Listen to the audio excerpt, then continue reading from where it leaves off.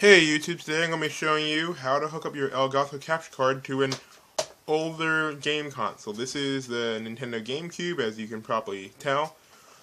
Pretty old. I don't have the other cable, which probably costs like $50 or something like that, I don't even know. I only have the standard cable, the one that's the same as the N64. So as you can see, this one doesn't actually have any of the things that the Elgato would need. It has S-Video, which looks like the same cable, but I'm pretty sure the Elgato doesn't straight up support S-Video.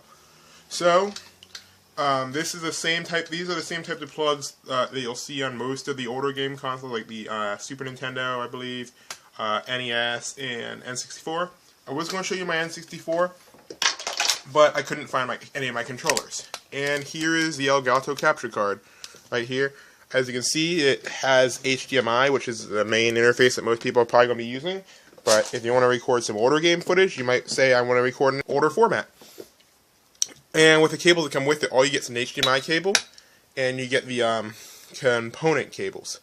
So, as you'll see here, there is no actual yellow cable to match up with the yellow cable on the old console. Luckily, this thing actually doubles as a composite cable. So, you can actually plug the yellow into the red, and you'll be able to actually receive a signal. A couple of notes though, your TV or whatever you're hooking to for the output, if you want to see it, will actually have to support 480i. You might say, like, well, why wouldn't it, or how do I know? Well, you'll find out in a second if it supports it, but some monitors, like this isn't actually a TV, this is a monitor. When I use a VGA input, which I use for my HDMI devices, that does not support 480i. It only supports 480p and up. So I have to use the DVI interface. Here I have HDMI to DVI. So again, if you're not sure if it will work or not, you could try hooking up your PS3 if you have one or whatever. PS3 lets you change the screen resolution. The Xbox might too. I haven't really tried it much for changing resolution. But if you could hook up your Xbox or PS3 and switch it to 1080i, and it shows up on the TV, then that means your TV supports 1080i. Alright, now we have these cables plugged in. We have red to yellow, and then on this multi thing, we have white going in white and red going in red. Yes, we actually have two red cables here, kind of weird. Anyway, and we don't need to have anything plugged into HDMI in, as you see on this side. So if you have anything plugged into AV in, you can unplug that too. And now we plug in this S-Video looking cable into AV in. Alright. Now let's go ahead and turn on the console so we can have it recognized by the capture device, and then we'll set up some settings. Alright, if you wanted to capture the startup intro, you can still do this, and then we'll just restart it later. If you just wanted a fancy GameCube startup thing or whatever your console has.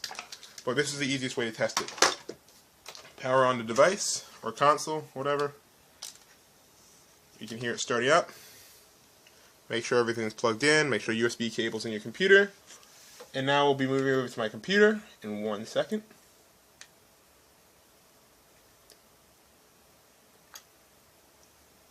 Alright, now we're over on my computer. So the first thing we're going to need to do is scroll all the way up. It says no signal. We can fix that. Click this. Under input device, you'll have to say other. And under input type, click composite. And see, it actually shows you what you need to have it set up. This is the one we use right here. Press OK. Press OK. And now if you come back over here and look up, we actually have the Nintendo GameCube playing on the TV through HDMI out. This is the cable that's sending a signal to the TV. So this box also acts as a an HDMI upscaler, I guess you could say. It's actually upscaling it to, I guess, I don't even know what the resolution is here. It might be 480p with widescreen, but still pretty cool. So now I'm back on the computer end. You can go to settings here. It says profile is 720p. That's if you want to record it upscaled. I'm not sure how good the quality would be. It says the input range is 480i. So that's the highest we could technically be recording it. If you had a different cable, you could do something different.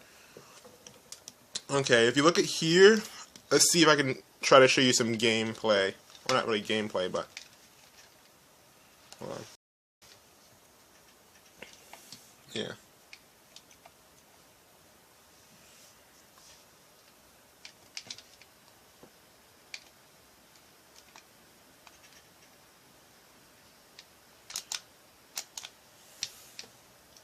Okay, so as I don't know if you can really tell it from this video, but you might be able to tell it on the screen better. But the color does look a little bit desaturated. It's not as bad for older games. It's a lot more noticeable in like Xbox games. But you can actually use the slider here to change the brightness and to change the contrast. If you want to make the colors more vivid, you can adjust those. I wish they gave us more in-depth options, but they don't, so you can try to increase the saturation a little bit. Yeah, and when you increase or decrease anything here, just like on the Xbox version, it should change on the screen too. So look, we turn down the brightness all the way on here, and on the screen it's super dark. So I'll leave you guys to mess around with that if you have the capture card. If you don't, you can mess with it when you get it or whatever. It's a pretty cool capture card. The only problem I have with it is the default setup is really not that vivid. Alright, so now it's actually set up. You can actually record. I will be doing that, and I'll be uploading some gameplay of this game to my new gaming channel. So I'll have a link to that in this video description. I'll also have one popping up here. So if you want to see what the gameplay actually looks like, with lots of motion and stuff, go ahead and click on that video. Okay, as you can see, this was a pretty easy setup. It's one of my shorter videos, only being 4 minutes long. You would use the same setup if you had like a different kind of console, like if you had a Nintendo N64 and stuff, you'd use a similar setup. And that's about it. So I guess I'll see you guys later. Bye.